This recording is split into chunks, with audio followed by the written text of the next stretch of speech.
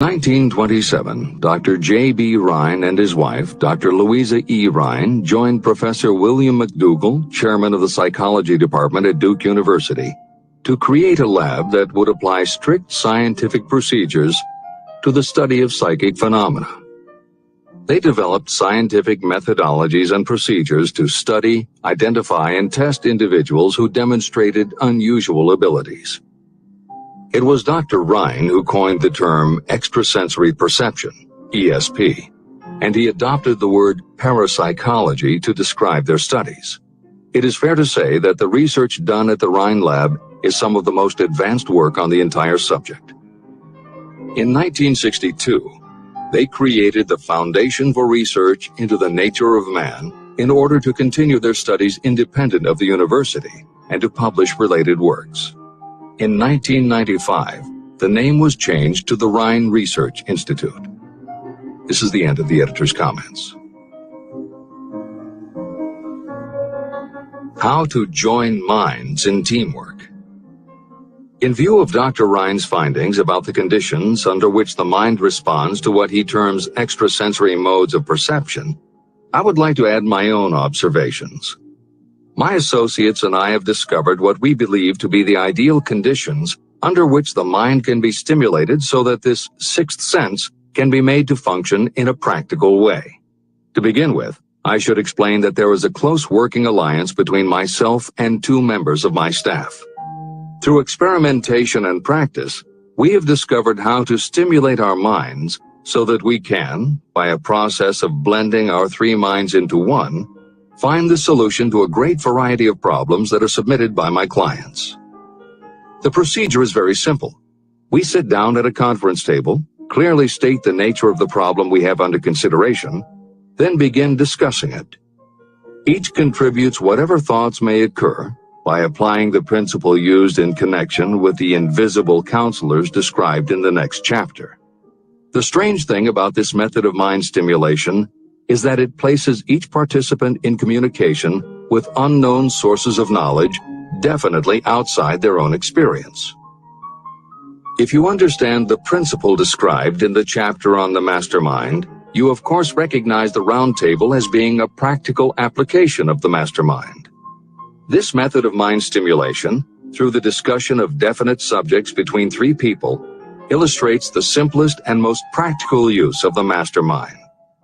When you tap into the power of your mastermind group, you will find that the more you work together, the more each member will learn to anticipate the ideas of others and to connect immediately with their intense enthusiasm and inspiration.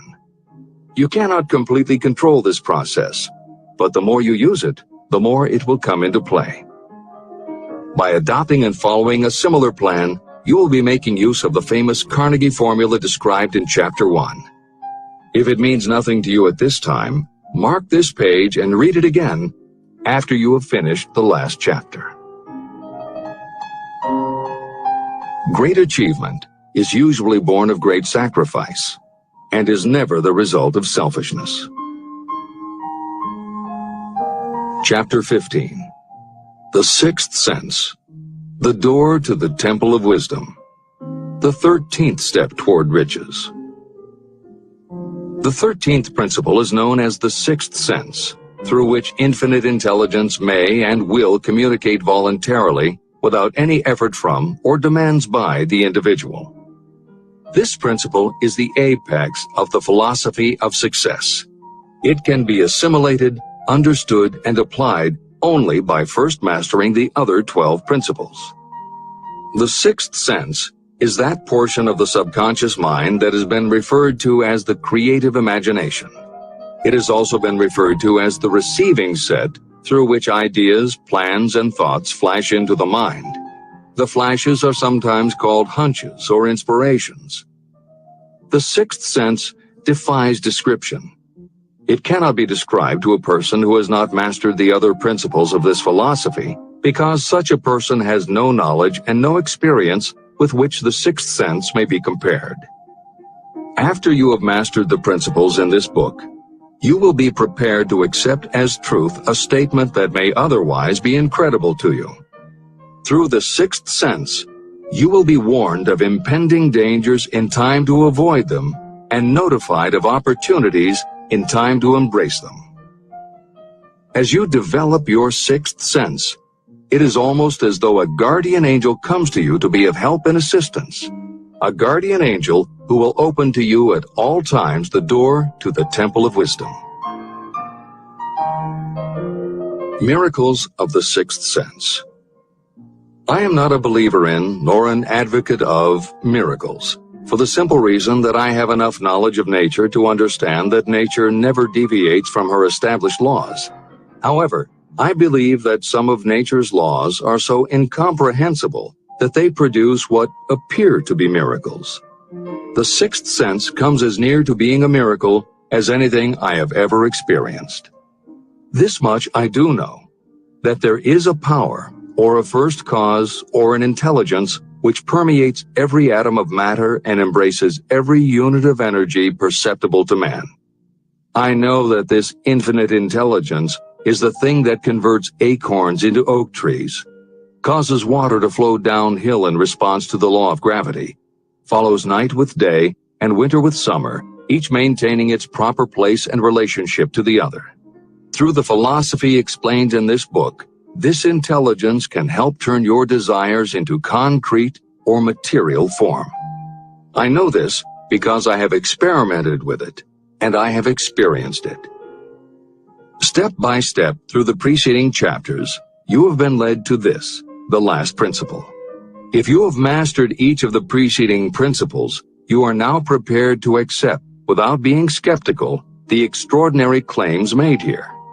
If you have not mastered the other principles, you must do so before you may determine definitely whether or not the claims made in this chapter are fact or fiction. Let great people shape your life. I have never completely divested myself of the habit of hero worship.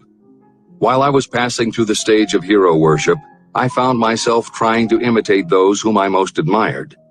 My experience has taught me that the next best thing to being truly great is to emulate the great, to try to act like them, be like them, and feel like them as much as I could. I discovered that the faith with which I tried to imitate my idols gave me great capacity to do so quite successfully. Long before I had ever written a line for publication or delivered a speech in public, I followed the habit of reshaping my own character by trying to imitate the 9 men whose lives and life works had been most impressive to me. These 9 men were Emerson, Paine, Edison, Darwin, Lincoln, Burbank, Napoleon, Ford, and Carnegie. Every night, over a long period of years, I held an imaginary council meeting with this group, whom I called my invisible counselors. This is how I did it. Just before going to sleep at night, I would shut my eyes and see, in my imagination, this group of men seated with me around my council table. Here I had not only an opportunity to sit among those whom I considered to be great, but I actually dominated the group by serving as the chairman. I had a very definite purpose in using my imagination in this way. My purpose was to rebuild my own character, so it would become a composite of the characters of my imaginary counselors. Realizing that I had to overcome the handicap of being born and raised in an environment of ignorance and superstition, I deliberately assigned myself the task of voluntary rebirth through the method I have described above. Building character through autosuggestion. I knew, of course, that we all become what we are because of our dominating thoughts and desires. I knew that every deeply seated desire causes a person to find a way to turn that desire into reality. I knew that self-suggestion is a powerful factor in building character. In fact, it is the sole principle through which character is built. With this knowledge of how the mind works, I was fairly well armed with the equipment needed to rebuild my character. In these imaginary council meetings, I called on my cabinet members for the knowledge I wished each to contribute. I would even speak out loud to each of them as follows. Mr. Emerson, I desire to acquire from you the marvelous understanding of nature which distinguished your life. I ask that you impress upon my subconscious mind those qualities you possessed that enabled you to understand and adapt yourself to the laws of nature. Mr. Burbank, I request that you pass on to me the knowledge that enabled you to so harmonize the laws of nature that you caused the cactus to shed its thorns and become an edible food.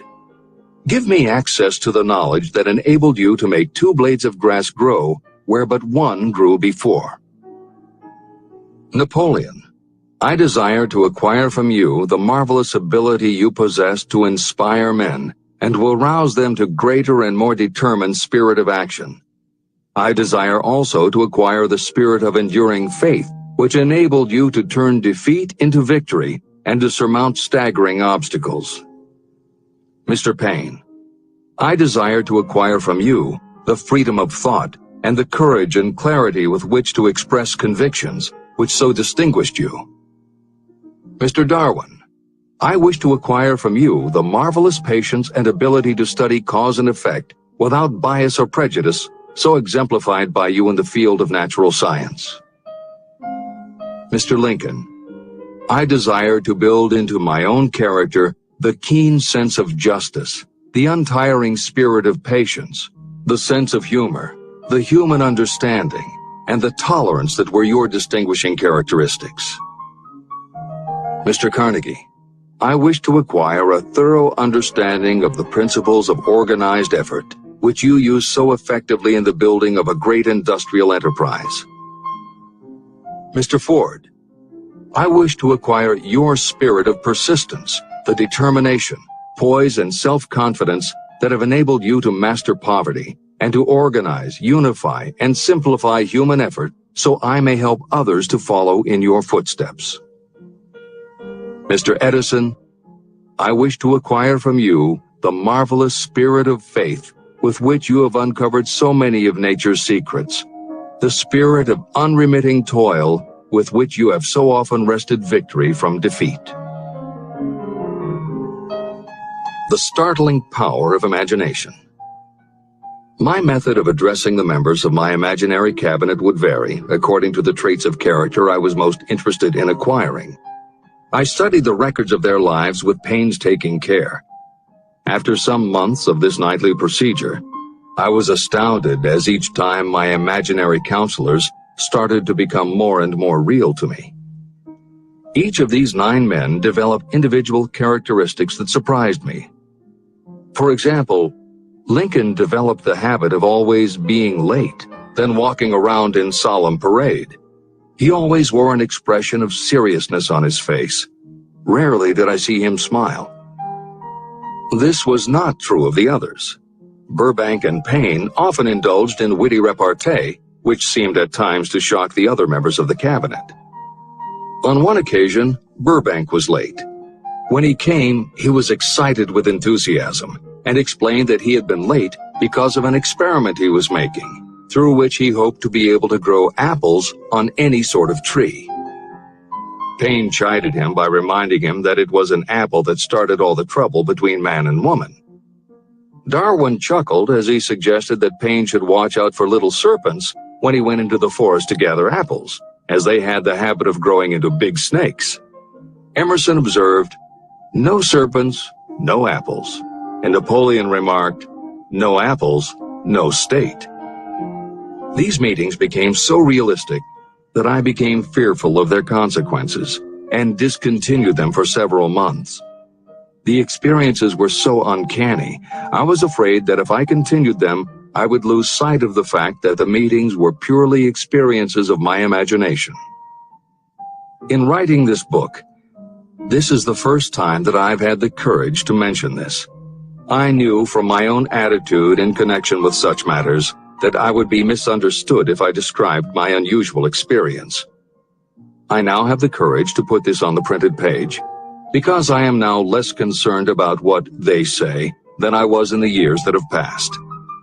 While the members of my cabinet may be purely fictional, and the meetings existed only in my own imagination, they have led me into glorious paths of adventure, rekindled my appreciation of true greatness, encouraged my creativity, and inspired me to be honest and bold in expressing my thoughts. Editor's comments. Napoleon Hill's experience with his imaginary counselors is not as uncommon as it may seem on first reading. In fact, it happens to novelists all the time. As an author proceeds with the writing of a book, there will come a point when the characters in the novel become so well defined in the author's mind that the personalities of the characters themselves begin to suggest plot points and dialogue that the author never planned. Often the thoughts that come to the author when he or she is in the character are completely original, and in real life would never have occurred to the author. Psychiatrists, therapists, and motivational experts also use this phenomenon when they work with role-playing. The usual procedure is to ask two people to act out a scenario as if they were in each other's shoes. If this is done in a situation where the participants do not feel embarrassed or self-conscious, and if the people will allow themselves to become submerged and seriously try to become the other person, the results can be stunning. Depending on the faith with which you approach it, you can get not just a general sense of what the other person is going through, but also have flashes of insight, actually feel what the other person feels, and gain a real understanding about the reactions or motivations of others. Why it works is just as much a mystery as why you get hunches. It may be simply that when your imagination creates a character, it doesn't give the character inhibitions, so when you think through the character, your mind is less restricted. Regardless, the fact is that by using your imagination to project yourself into other characters, you can open yourself to ideas that you don't normally have access to. And you can use this mental phenomenon as one of the tools that will help you turn your desire into success. This is the end of the editor's comments. Tapping the source of inspiration. Somewhere in the cell structure of the brain is something that receives the vibrations of thought ordinarily called hunches. So far, science has not discovered where this sixth sense is located, but this is not important. The fact remains that human beings do receive accurate knowledge through sources other than the physical senses. Generally, such knowledge is received when the mind is under the influence of extraordinary stimulation. Any emergency that arouses the emotions and causes the heart to beat more rapidly may bring the sixth sense into action. Anyone who has experienced a near accident while driving knows that the sixth sense often comes to your rescue and by split seconds helps to avoid the accident. I mention this as background to the following statement of fact. On many occasions when I have faced emergencies, some of them so grave that my life was in jeopardy, I have been miraculously guided past these difficulties through the influence of my invisible counselors. My original purpose in conducting council meetings with imaginary beings was solely to use autosuggestion to impress upon my subconscious mind certain characteristics that I wanted to acquire. In more recent years, my experimentation has taken on an entirely different trend. I now go to my imaginary counselors with every difficult problem that confronts me and my clients. During my meetings with these invisible counselors, I find my mind most receptive to ideas, thoughts, and knowledge that reach me through the sixth sense. The results are often astonishing, although I do not depend entirely on this form of counsel. The sixth sense is not something that one can take off and put on at will. Ability to use this great power comes slowly through application of the other principles outlined in this book. No matter who you are, or what may have been your purpose in reading this book, you can profit by it even if you don't fully understand how or why the principle described in this chapter works.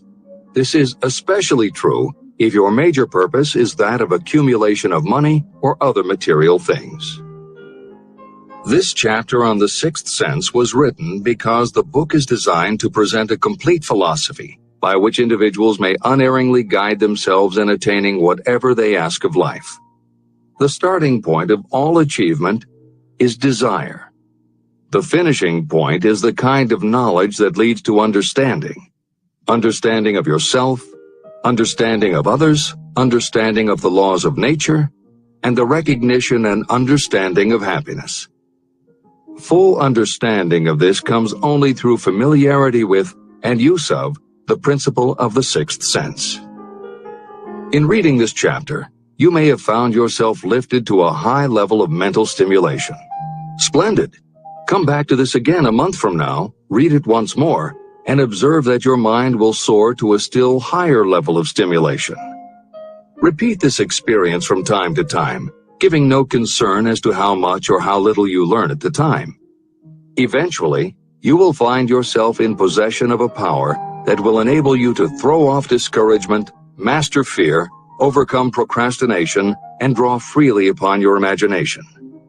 Then you will have felt the touch of that unknown something that has been the moving spirit of every truly great thinker, leader, artist, musician, writer, or statesman.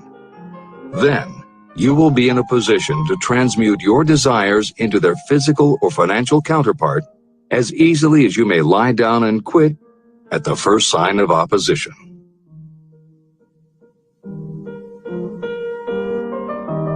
The man who actually knows just what he wants in life has already gone a long way toward attaining it. Chapter 16. The Six Ghosts of Fear. How many are standing in your way? Take inventory of yourself as you read this closing chapter and find out how many of the ghosts are standing in your way.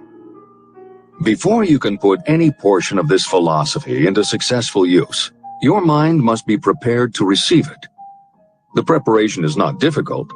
It begins with study, analysis, and understanding of three enemies that you will have to clear out: indecision, doubt, and fear. The sixth sense will never function while these three negatives, or any one of them, remain in your mind. The members of this unholy trio are closely related. Where one is found, the other two are close at hand. Indecision is the seedling of fear. Remember this as you read. Indecision crystallizes into doubt. The two blend and become fear. The blending process often is slow. This is one reason why these three enemies are so dangerous. They germinate and grow without their presence being observed. The remainder of this chapter describes a state of mind that you must attain before the philosophy can be put into practical use. This chapter also analyzes a condition that has reduced huge numbers of people to poverty, and it states a truth that must be understood by all who accumulate riches, whether measured in terms of money or in terms of a state of mind that may be of far greater value than money. The purpose of this chapter is to turn the spotlight of attention on the cause and the cure of the six basic fears. Before you can master an enemy, you must know its name, its habits, and where to attack it. As you read, analyze yourself carefully and determine which, if any, of the six common fears have attached themselves to you. And keep in mind that sometimes they are hidden in the subconscious mind, where they are difficult to locate and still more difficult to eliminate. The six basic fears. There are six basic fears. At one time or another, every person suffers from some combination of these fears. Most people are fortunate if they do not suffer from the entire six. Named in the order of their most common appearance, they are the fear of poverty, the fear of criticism, the fear of ill health, the fear of loss of love of someone, the fear of old age, and the fear of death. All other fears are of minor importance and are in fact just variations on these six. Fears are nothing more than states of mind. Your state of mind is subject to your control and direction. You can create nothing that you do not first conceive in the form of an impulse of thought. The following statement is of even greater importance. Thought impulses begin immediately to translate themselves into their physical equivalent, whether those thoughts are voluntary or involuntary. Even thought impulses that are picked up by mere chance, thoughts that have been released by other minds, may determine your financial, business, professional, or social destiny just as surely as the thoughts that you create by intent and design. This circumstance also explains why some people seem to be lucky, while others of equal or greater ability, training, experience, and brain capacity seem destined to have misfortune. The explanation is that you have the ability to completely control your own mind. With this control, you may open your mind to the thought impulses that are being released by other brains, or you can close the doors tightly and admit only thought impulses of your own choice. Nature has endowed human beings with absolute control over only one thing, and that one thing is thought. This fact, coupled with the additional fact that everything we create begins in the form of a thought, leads us very near to the principle by which fear may be mastered.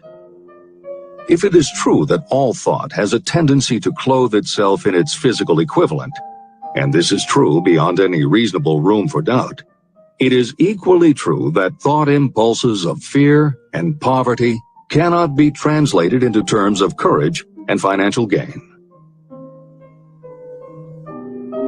The first basic fear.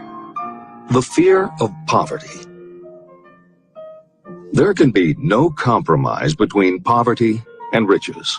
The two roads that lead to poverty and riches travel in opposite directions. If you want riches, you must refuse to accept any circumstance that leads toward poverty. The word riches is used in its broadest sense, meaning financial, spiritual, mental, and material wealth. The starting point of the path that leads to riches is desire. In Chapter 3, you received full instructions for the proper use of desire. In this chapter on fear, you have complete instructions for preparing your mind to make practical use of desire. Here is the place to give yourself a challenge, which will definitely determine how much of this philosophy you have absorbed. Here is the point at which you can tell what the future holds in store for you. If, after reading this chapter, you are willing to accept poverty, you may as well make up your mind to receive poverty. This is one decision you cannot avoid. But if you demand riches, determine what form and how much will be required to satisfy you. You know the road that leads to riches. You have been given a roadmap. If you follow it, it will keep you on that road. If you neglect to make the start, or stop before you arrive, no one will be to blame but you. This responsibility is yours. No excuse will save you from accepting the responsibility if you now fail or refuse to demand riches of life. All you need is one thing.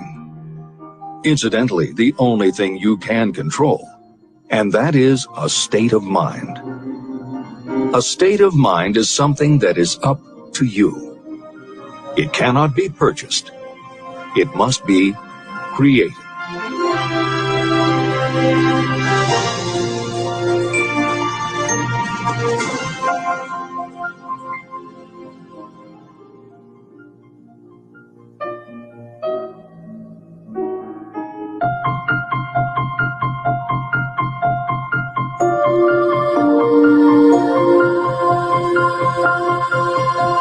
The most destructive fear. Fear of poverty is a state of mind, nothing else. But it is sufficient to destroy your chances of achievement in any undertaking. This fear paralyzes your ability to use reason, destroys the imagination, kills off self-reliance, undermines enthusiasm, discourages initiative, leads to uncertainty of purpose, encourages procrastination, wipes out enthusiasm, and makes self-control an impossibility. It takes the charm from your personality, destroys the possibility of accurate thinking, diverts concentration of effort. It defeats persistence, turns willpower into nothingness, destroys ambition, clouds the memory, and invites failure in every conceivable form. It kills love and assassinates the finer emotions of the heart, discourages friendship and invites disaster in 100 forms, leads to sleeplessness, misery, and unhappiness. And all this despite the obvious truth that you live in a world of overabundance of everything your heart could desire, with nothing standing between you and your desires except lack of a definite purpose. The fear of poverty is, without doubt, the most destructive of the 6 basic fears. It has been placed at the head of the list because it is the most difficult to master. The fear of poverty grew out of our inherited tendency to prey upon our fellow human beings economically. Nearly all animals lower than us are motivated by instinct, but their capacity to think is limited, and therefore they prey upon one another physically. We, with our superior sense of intuition, with the capacity to think and to reason, do not eat others bodily. Human beings get more satisfaction out of eating others financially. Humans are so avaricious that every conceivable law has been passed to safeguard us from one another. Nothing brings so much suffering and humility as poverty. Only those who have experienced poverty understand the full meaning of this. It is no wonder that we fear poverty. Through a long line of inherited experiences, we have learned for sure that some people cannot be trusted where matters of money and earthly possessions are concerned. So eager are we to possess wealth that we will acquire it in whatever manner we can, through legal methods if possible, through other methods if necessary or expedient. Self-analysis may disclose weaknesses that you do not like to acknowledge, but this form of examination is essential if you are going to demand of life more than mediocrity and poverty. Remember, as you check yourself point by point, that you are both the court and the jury, the prosecuting attorney and the attorney for the defense, and that you are both the plaintiff and the defendant. You are on trial. Face the facts squarely. Ask yourself definite questions and demand direct replies. When the examination is over, you will know more about yourself. If you do not feel that you can be an impartial judge, call upon someone who knows you well to serve as judge while you cross-examine yourself. You are after the truth. Get it, no matter at what the cost, even though it may temporarily embarrass you. The majority of people, if asked what they fear most, would reply, "I fear nothing." The reply would be inaccurate, because few people realize that they are bound, handicapped, whipped spiritually and physically through some form of fear. So subtle and deeply seated is the emotion of fear that you may go through life and never recognize its presence. Only a courageous analysis will disclose the presence of this universal enemy. When you begin such an analysis, search deeply into your character. The following is a list of the symptoms to look for. Symptoms of the fear of poverty. 1. Indifference. Commonly expressed through lack of ambition, willingness to tolerate poverty, and the acceptance of whatever compensation life may offer without protest. Also mental and physical laziness and lack of initiative, imagination, enthusiasm, and self-control. 2. Indecision. The habit of permitting others to do your thinking, sitting on the fence. 3. Doubt. Generally expressed through alibis and excuses designed to cover up, explain away, or apologize for your failures. Sometimes expressed in the form of envy of those who are successful, or by criticizing them. 4. Worry. Usually expressed by finding fault with others, a tendency to spend beyond your income, neglect of personal appearance, scowling and frowning, nervousness, lack of poise, self-consciousness, and often the use of alcohol or drugs. 5. Overcaution. The habit of looking for the negative side of every circumstance. Thinking and talking about possible failure instead of concentrating on succeeding. Knowing all the roads to disaster, but never searching for the plans to avoid failure. Waiting for the right time to begin, until the waiting becomes a permanent habit. Remembering those who have failed and forgetting those who have succeeded. Seeing the hole in the donut, but overlooking the donut around the hole. 6. Procrastination. The habit of putting off until tomorrow that which should have been done last year. Spending more time in creating excuses than it would take to do the job. This symptom is closely related to overcaution, doubt, and worry. Refusal to accept responsibility. Willingness to compromise rather than put up a fight.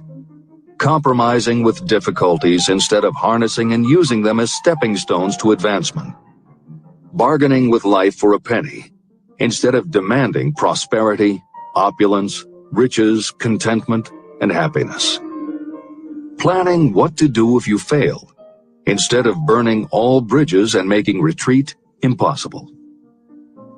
Weakness of, and often total lack of, self-confidence, definiteness of purpose, self-control, initiative, enthusiasm, ambition, thrift, and sound reasoning ability.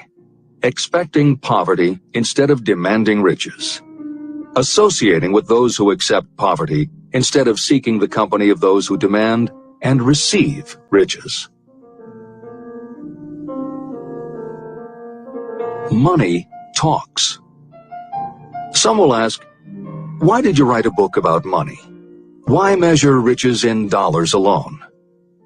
Some will believe, and rightly so, that there are other forms of riches more desirable than money. Yes, there are riches that cannot be measured in terms of dollars.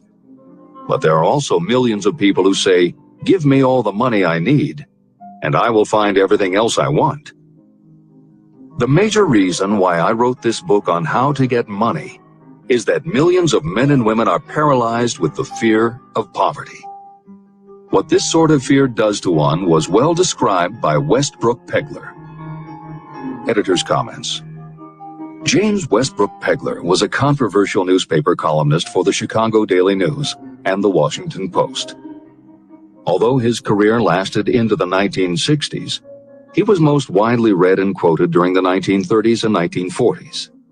During that period, he went from being a public supporter of Franklin Roosevelt and the New Deal policies to the opposite end of the political spectrum, championing conservative points of view. Pegler was also the author of 3 books based on his columns, and in 1940 won the Pulitzer Prize for his expose of union racketeering. This is the end of the editor's comments. We continue with the article by Westbrook Pegler. Money is only clamshells or metal discs or scraps of paper, and there are treasures of the heart and soul which money cannot buy. But most people, being broke, are unable to keep this in mind and sustain their spirits. When a man is down and out and on the street, unable to get any job at all, something happens to his spirit, which can be observed in the droop of his shoulders, the set of his hat, his walk, and his gaze. He cannot escape a feeling of inferiority among people with regular employment, even though he knows they are definitely not his equals in character, intelligence, or ability. These people, even his friends, feel, on the other hand, a sense of superiority and regard him, perhaps unconsciously, as a casualty. He may borrow for a time, but not enough to carry on in his accustomed way, and he cannot continue to borrow very long. But borrowing in itself, when a man is borrowing merely to live, is a depressing experience, and the money lacks the power of earned money to revive his spirits. Of course, none of this applies to bums or habitual ne'er-do-wells, but only to men of normal ambitions and self-respect. Women in the same predicament must be different. We somehow do not think of women at all in considering the down-and-outers. They are scarce in the breadlines, they rarely are seen begging on the streets, and they are not recognizable in crowds by the same plain signs which identify busted men. Of course, I do not mean the shuffling hags of the city streets, who are the opposite number of the confirmed male bums. I mean reasonably young, decent, and intelligent women. There must be many of them, but their despair is not apparent. When a man is down and out, he has time on his hands for brooding. He may travel miles to see a man about a job and discover that the job is filled, or that it is one of those jobs with no base pay, but only a commission on the sale of some useless knick-knack which nobody would buy except out of pity. Turning that down, he finds himself back on the street with nowhere to go, but just anywhere. So he walks and walks. He gazes into store windows at luxuries which are not for him, and feels inferior and gives way to people who stop to look with an active interest. He wanders into the railroad station, or puts himself down in the library to ease his legs and soak up a little heat. But that isn't looking for a job, so he gets going again. He may not know it, but his aimlessness would give him away even if the very lines of his figure did not.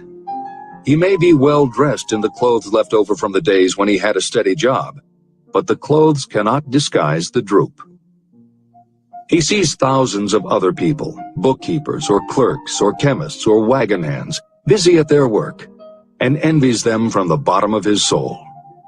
They have their independence, their self-respect and manhood, and he simply cannot convince himself that he is a good man too, though he argue it out and arrive at a favorable verdict hour after hour. It is just money which makes this difference in him. With a little money, he would be himself again. This is the end of the article by Westbrook Pegler. The second basic fear, the fear of criticism. Just how we originally came by this fear, no one can say definitely. But one thing is certain, we have it in a highly developed form. I am inclined to attribute the basic fear of criticism to that part of our inherited nature that prompts us not only to take away other people's goods and wares, but also to justify our actions by criticism of the character of others. It is well known that a thief will criticize the man from whom he steals, that politicians seek office not by displaying their own virtues and qualifications, but by running negative campaigns against their opponents. Designers and clothing manufacturers have not been slow to take advantage of this basic fear of criticism. Every season, styles change.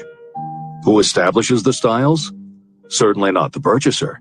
It is the designers and manufacturers. Why do they change the styles so often? The answer is obvious. They change the styles so they can sell more clothes. The fear of criticism robs people of their initiative, destroys their power of imagination, limits their individuality, takes away their self-reliance, and does them damage in 100 other ways. Parents often do their children irreparable injury by criticizing them. The mother of one of my friends used to punish him with a switch almost daily, always completing the job with a statement, "You'll land in a penitentiary before you are 20. He was sent to a reformatory at the age of 17. Editor's comments. Modern psychotherapy is well aware of the circumstance that Hill describes in the preceding paragraph. In the chapters on autosuggestion and hypnosis, reference was made to childhood traumas that result in phobias, compulsive behaviors, fixations, or complexes. However, there are instances in which the implanting of a suggestion is much more subtle. Hypnotherapists have found that common phrases such as, "Don't you ever say no to me again," "I'm afraid she'll never get over it," or "You're just like your father," can hamper a person's abilities later in life if such phrases were said often enough, or at a time when a child was particularly vulnerable. This is the end of the editor's comments. Criticism is the one form of service of which everyone has too much. Everyone has a stock of it, which is handed out gratis whether called for or not. Your nearest relatives are often the worst offenders. It should be recognized as a crime. In reality, it is a crime of the worst nature for any parent to build inferiority complexes in the mind of a child through unnecessary criticism. Employers who understand human nature get the best there is in people not by criticism, but by constructive suggestion. Parents may accomplish the same results with their children. Criticism will plant fear in the human heart, or resentment, but it will not build love or affection. Symptoms of the fear of criticism. This fear is almost as universal as the fear of poverty, and its effects are just as fatal to personal achievement, mainly because this fear destroys initiative and discourages the use of imagination. The major symptoms of the fear are: 1. Self-consciousness, generally expressed through nervousness, timidity in conversation and in meeting strangers, awkward movements, and shifting of the eyes. 2. Lack of poise, expressed through lack of voice control, nervousness in the presence of others, poor posture, poor memory. 3. Personality weaknesses, lacking in firmness of decision, personal charm, and ability to express opinions definitely. The habit of sidestepping issues instead of meeting them squarely. Agreeing with others without careful examination of their opinions. 4. Inferiority complex, the habit of expressing your own self-approval as a means of covering up your feeling of inferiority. Using big words to impress others, often without knowing the real meaning of the words. Imitating others in dress, speech, and manners. Boasting of imaginary achievements, and acting superior to cover up the fact that you feel inferior. 5. Extravagance, the habit of trying to keep up with the Joneses and spending beyond your income. 6. Lack of initiative, failure to embrace opportunities for self-advancement, fear to express opinions, lack of confidence in your own ideas, giving evasive answers to questions asked by superiors, hesitancy of manner and speech, deceit in both words and deeds. 7. Lack of ambition, mental and physical laziness, lack of self-assertion, slowness in reaching decisions, being too easily influenced, the habit of accepting defeat without protest, or quitting an undertaking when opposed by others. Also the habit of criticizing others behind their backs and flattering them to their faces, suspicion of other people without cause, lack of tactfulness of manner and speech, and unwillingness to accept the blame for mistakes. The third basic fear, the fear of ill health. This fear may be traced to both physical and social heredity. It is closely associated with the causes of fear of old age and the fear of death. We fear ill health because of the terrible pictures that have been planted in our minds of what may happen if death should overtake us. We also fear it because of the economic toll that it may claim. One reputable physician estimated that 75% of all people who visit doctors are suffering with hypochondria, imaginary illness. It has been shown that the fear of disease, even when there is not the slightest cause for fear, often produces the physical symptoms of the disease feared. Powerful and mighty is the human mind. It builds or it destroys. Through a series of experiments, my staff proved how susceptible people are to the power of suggestion. We asked 3 acquaintances to visit separately with the victim. They were instructed to pose the question, "What ails you? You look terribly ill." The first questioner provoked a grin from him and a nonchalant, "Oh, nothing, I'm all right." The second questioner was answered with a statement, "I don't know exactly, but I do feel badly." The third questioner was met with the admission that the victim was actually feeling ill. Editor's comment. Hill's experiment is one that you do not want to carry too far. It is not that different from the principle behind certain religious sects whose members take vengeance on their enemies by hexing or placing a spell on a victim. The spell only works because the victim believes that spells can be cast and that it is possible he or she could be hexed. When the hex victim is informed that someone has cast a spell on them, they accept that it is possible, and their mind does the rest. The same theory operated when Hill's associate was told 3 times that he looked ill. He believed it was possible. Being told 3 times was convincing, and his mind went to work and made it so. This is the end of the editor's comment. There is overwhelming evidence that disease sometimes begins in the form of negative thought impulse. Such thoughts may be planted in your mind by suggestion or created by you in your own mind. Doctors send patients to new climates for their health because a change of mental attitude is necessary. The seed of fear of ill health lives in every human mind. Worry, fear, discouragement, or disappointment can cause this seed to germinate and grow. Symptoms of the fear of ill health. The symptoms of this almost universal fear are: 1. Autosuggestion. The habit of negative use of self-suggestion by looking for and expecting to find symptoms of all kinds of disease. Enjoying your imaginary illness and speaking of it as being real. The habit of trying fads and isms recommended by others as having therapeutic value. Talking to others of operations, accidents, and other forms of illness. Experimenting with diets, physical exercises, weight loss systems without professional guidance. Trying home remedies, patent medicines, and quack remedies. 2. Hypochondria, a medical term for imaginary disease. The habit of excessively talking about illness, and by concentrating the mind on disease, you begin to expect it to happen to you. Nothing that comes in bottles can cure this condition. It is brought on by negative thinking, and nothing but positive thought can cure it.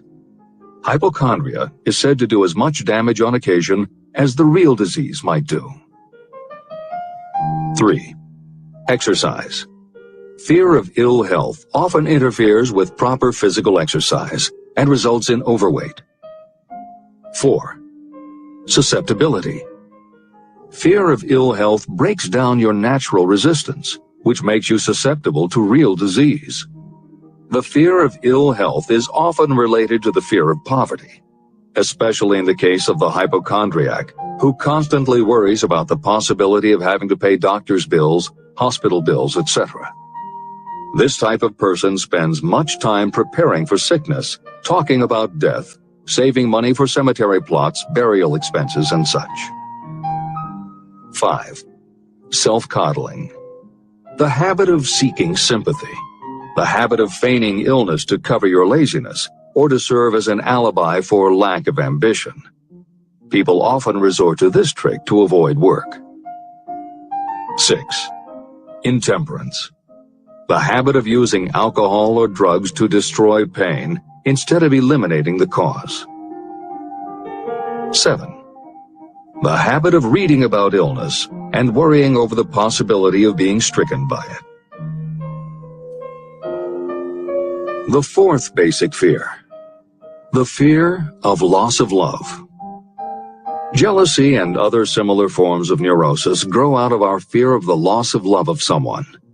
This fear is the most painful of all the 6 basic fears.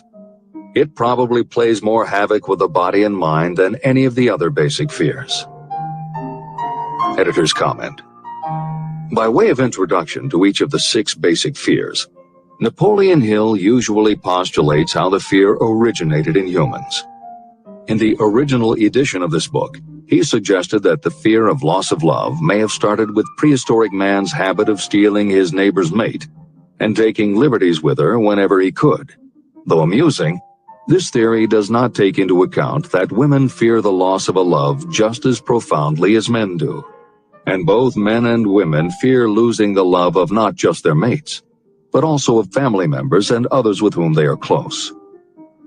How the emotion of love originated may remain a mystery, but there is no mystery about how we feel when we lose it. This is the end of the editor's comment. The 4th basic fear. The fear of loss of love. Jealousy and other similar forms of neurosis grow out of our fear of the loss of love of someone. This fear is the most painful of all the 6 basic fears. It probably plays more havoc with the body and mind than any of the other basic fears. Editor's comment. By way of introduction to each of the 6 basic fears, Napoleon Hill usually postulates how the fear originated in humans. In the original edition of this book, he suggested that the fear of loss of love may have started with prehistoric man's habit of stealing his neighbor's mate and taking liberties with her whenever he could. Though amusing, this theory does not take into account that women fear the loss of a love just as profoundly as men do. And both men and women fear losing the love of not just their mates, but also of family members and others with whom they are close. How the emotion of love originated may remain a mystery, but there is no mystery about how we feel when we lose it. This is the end of the editor's comment. Symptoms of the fear of loss of love. The distinguishing symptoms of this fear are 1. Jealousy. The habit of being suspicious of friends and loved ones. The habit of accusing wife or husband of infidelity without grounds. General suspicion of everyone and absolute faith in no one. 2. Fault finding. The habit of finding fault with friends, relatives, business associates, and loved ones upon the slightest provocation, or without any cause whatsoever. 3. Gambling. The habit of gambling, stealing, cheating, and otherwise taking hazardous chances to provide money for loved ones, in the belief that love can be bought. The habit of spending beyond your means, or incurring debts to provide gifts for loved ones, in order to make a good impression. Also insomnia, nervousness, lack of persistence, weakness of will, lack of self-control, lack of self-reliance, bad temper. The 5th basic fear. The fear of old age. In the main, this fear grows out of 2 sources. First, the thought that old age may bring with it poverty. Second is the concern that many have for what may await them in the world beyond. The most common cause of fear of old age is associated with the possibility of poverty. Poorhouse is not a pretty word. It throws a chill into the mind of every person who faces the possibility of having to spend declining years having to live on some form of charity. The possibility of ill health, which is more common as people grow older, is also a contributing cause of this common fear of old age, as is concern about diminishing sexuality. Another contributing cause of the fear of old age is the possibility of loss of freedom and independence, as old age may bring with it the loss of both physical and economic freedom. Symptoms of the fear of old age. The most common symptoms of this fear are 1. Lack of enthusiasm. The tendency to slow down and develop an inferiority complex, falsely believing you are slipping because of age. The habit of killing off initiative, imagination, and self-reliance by falsely believing you are too old to exercise these qualities. 2. Self-consciousness of speech. The habit of speaking apologetically of yourself as being old merely because you have reached the age of 40 or 50, instead of reversing the rule and expressing gratitude for having reached the age of wisdom and understanding. 3. Inappropriate dress and action. Trying to appear much younger than your age by going overboard in your attempt to keep up with the style and mannerisms of youth. The 6th basic fear. The fear of death. To some, this is the cruelest of all the basic fears. The reason is obvious. The terrible pangs of fear associated with the thought of death, in the majority of cases, may be charged to religious fanaticism. So-called heathens are less afraid of death than the more civilized. For hundreds of millions of years we have been asking the still unanswered questions, Where did I come from? And where am I going? During the darker ages of the past, the more cunning and crafty were not slow to offer the answer to these questions for a price.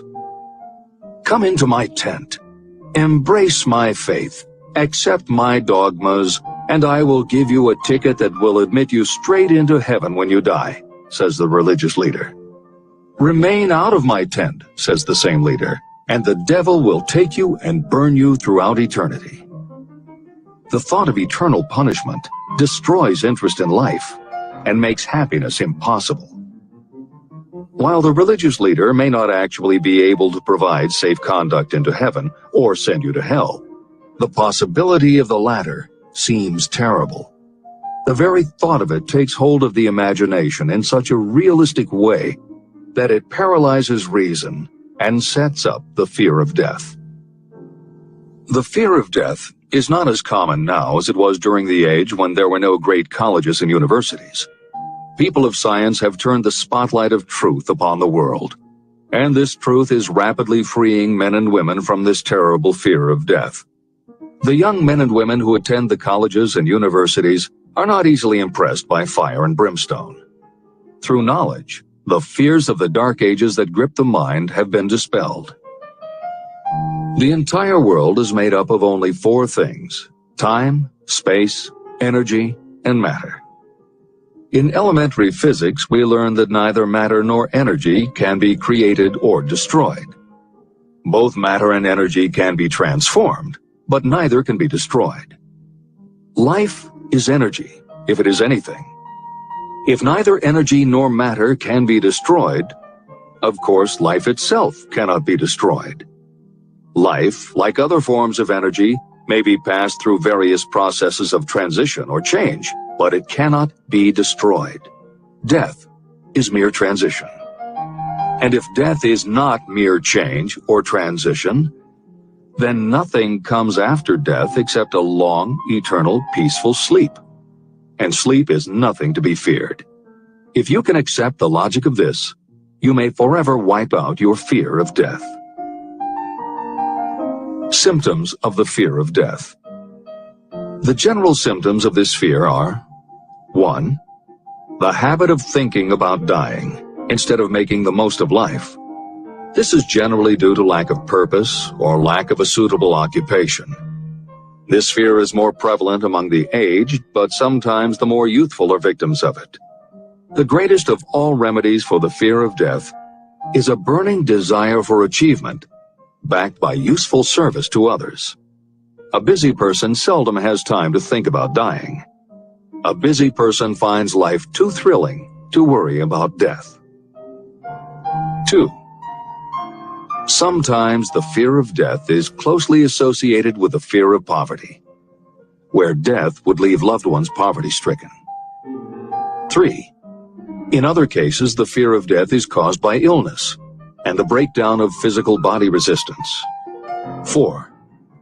The most common causes of the fear of death are ill health, poverty, lack of appropriate occupation, disappointment over love, insanity, and religious fanaticism. The disaster of worry and destructive thinking. Worry is a state of mind based upon fear. It works slowly but persistently. It is insidious and subtle. Step by step, it digs itself in until it paralyzes the reasoning faculty and destroys self-confidence and initiative. Worry is a form of sustained fear caused by indecision. Therefore, it is a state of mind that can be controlled.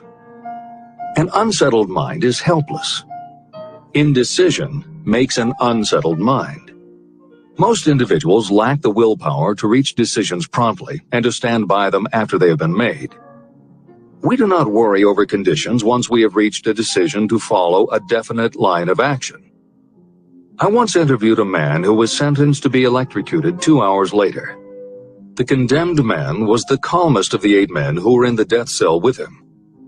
His calmness prompted me to ask him how it felt to know that he was going into eternity in a short while.